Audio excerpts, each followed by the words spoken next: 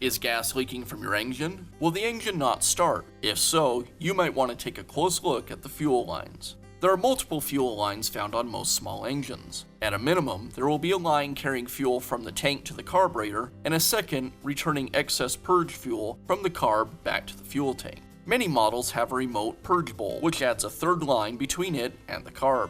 Some models will have a remote tank vent, and another piece of fuel line connecting it to the tank. Fuel lines are in constant contact with gasoline. Over time, the gas will begin to harden and deteriorate the fuel lines. Once hardened, the fuel lines are easily cracked or broken. Even a small crack will create a potentially dangerous fuel leak and will allow air into the fuel system.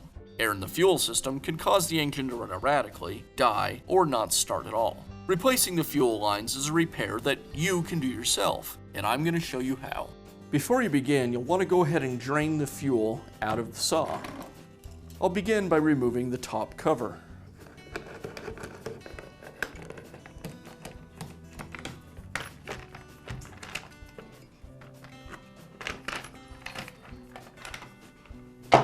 Now remove the air filter cover. Just simply sits over the top of the air filter base.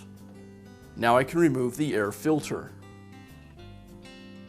Now I can remove the air filter base.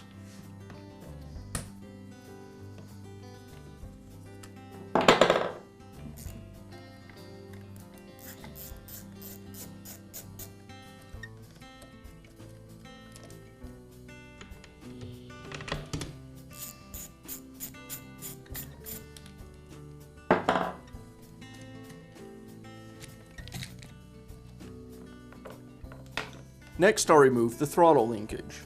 I'll pull the trigger so I can access the end of the linkage and pull it away from the trigger. And now I'll remove the carburetor.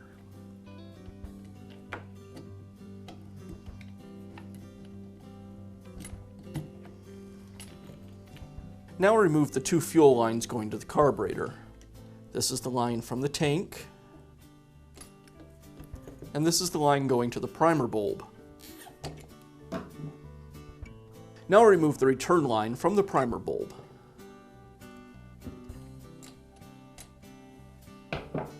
There's a fitting on the end of the return fuel line inside the fuel tank, and that fitting is there just to make it so you can't easily pull the return line out of the tank.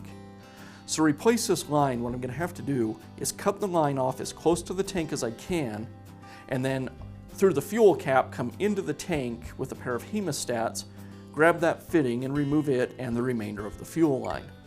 So I'll go ahead and cut the line first.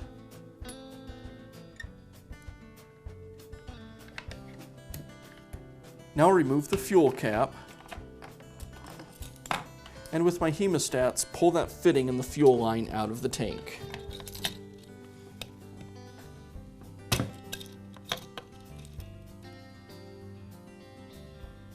I'm going to cut the fuel line away from the fitting that was inside the tank so I can reuse it.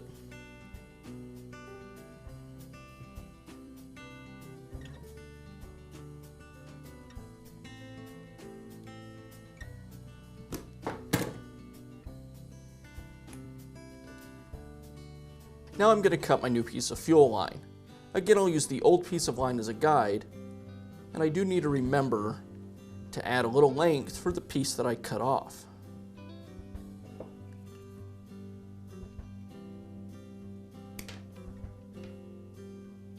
I'm going to cut a slight angle on one end of the new line, and this will make it easier to insert it into the fuel tank.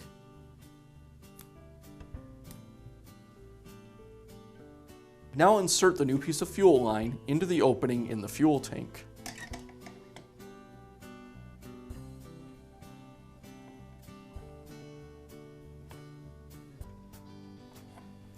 I have enough line inside the tank that now I can again take my hemostats and grab that line, and I'll pull it out through the tank opening.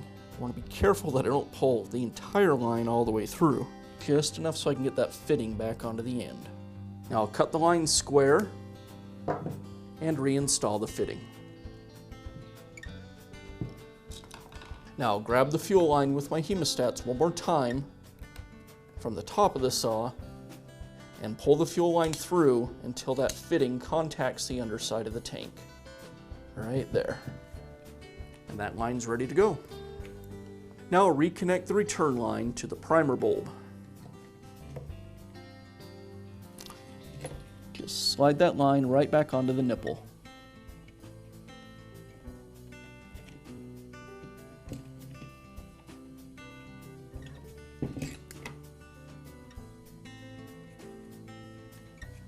Now reinstall the fuel lines onto the carburetor. The incoming line to the bottom of the carb, and the line to the primer bulb on the top.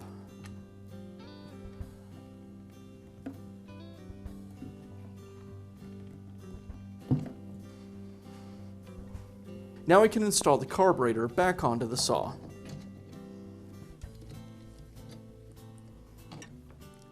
I'll make sure that the intake tube lines up with the carb as I slide this back onto the saw.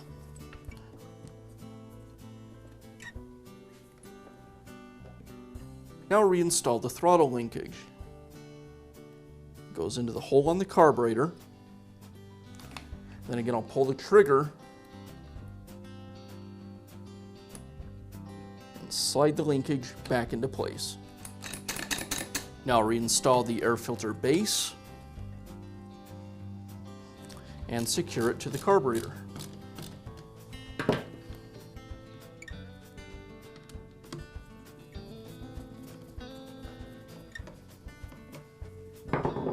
Now I can install the air filter.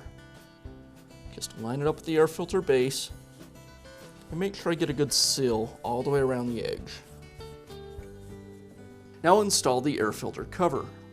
I want to make sure that it seals all the way around the air filter base.